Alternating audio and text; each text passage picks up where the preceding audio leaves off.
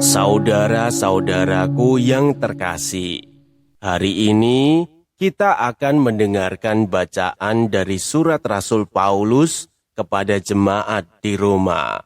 Selamat mendengarkan dan merenungkan sabda Tuhan.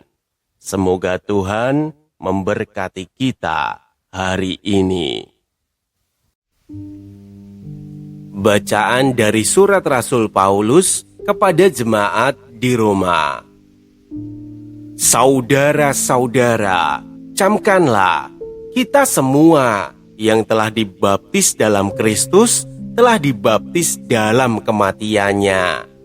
Dengan demikian, kita telah dikuburkan bersama-sama dengan Dia oleh pembaptisan dalam kematian, supaya seperti halnya Kristus telah dibangkitkan dari antara orang mati oleh kemuliaan Bapa, demikian juga kita akan hidup dalam hidup yang baru.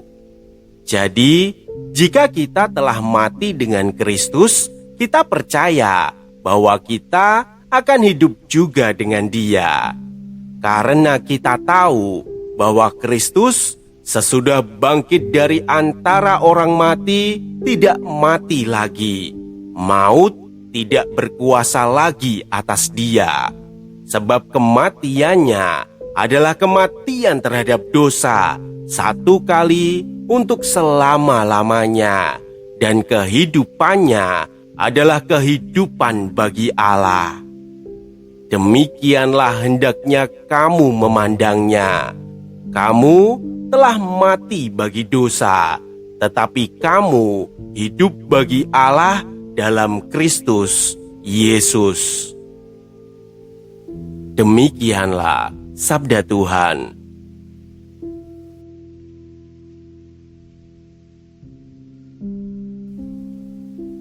Saudara-saudaraku yang terkasih, semua orang menyukai gagasan tentang hidup yang baru.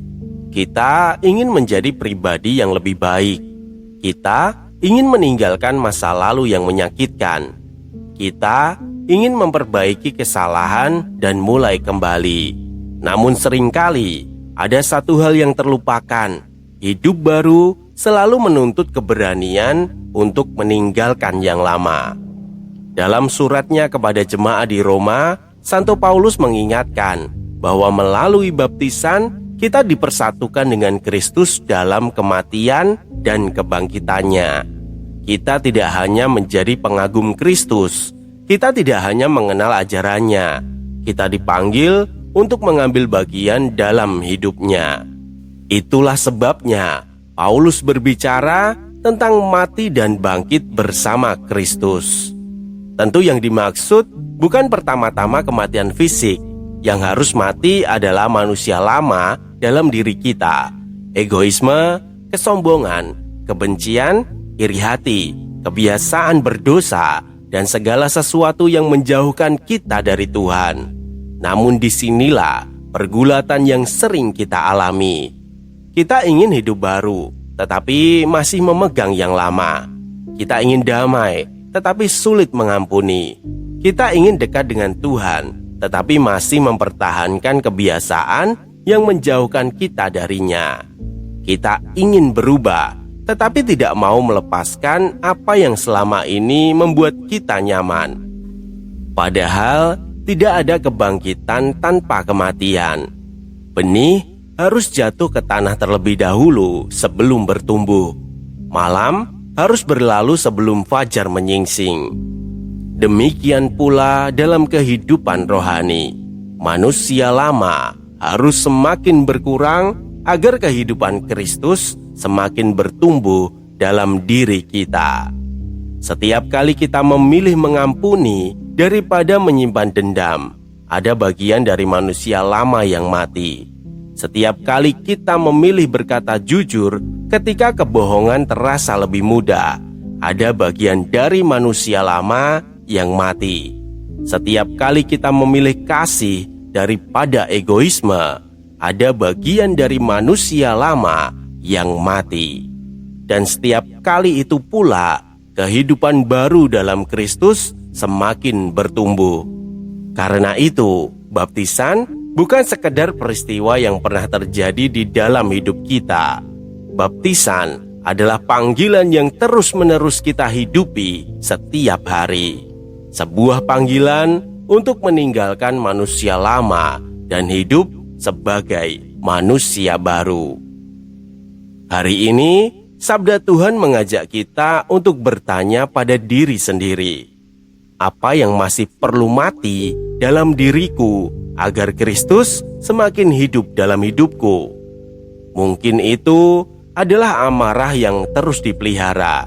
Mungkin itu adalah luka yang tidak mau dilepaskan. Mungkin itu adalah kesombongan yang membuat kita sulit mendengarkan Tuhan. Apapun itu, jangan takut menyerahkannya kepada Kristus. Sebab ketika manusia lama berani kita lepaskan, Tuhan selalu menyediakan kehidupan yang baru. Marilah kita berdoa. Tuhan Yesus, melalui baptisan, kami telah dipersatukan dengan kematian dan kebangkitan-Mu.